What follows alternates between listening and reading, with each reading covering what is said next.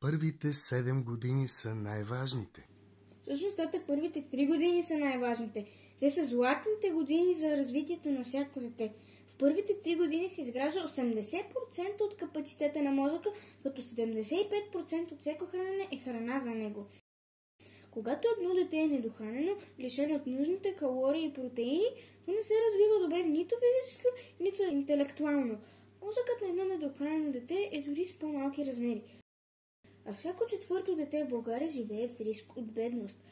Всяко второ дете от бедни общности не се храни пълноценно поради финансови причини.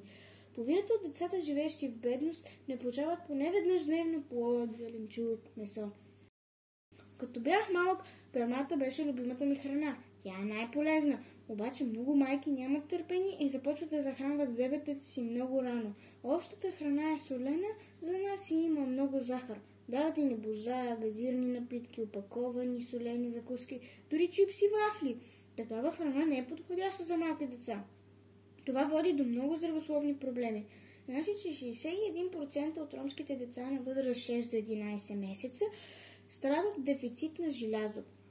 А то е нужно, за да се пренася кислорода до клетките на мозъка и е много важно за стимулирането на растежа и когнитивните функции. Затова храненето през първите 3 години е толкова важно, татко. Да, сине, доброто хранене е добро бъдеще за всички.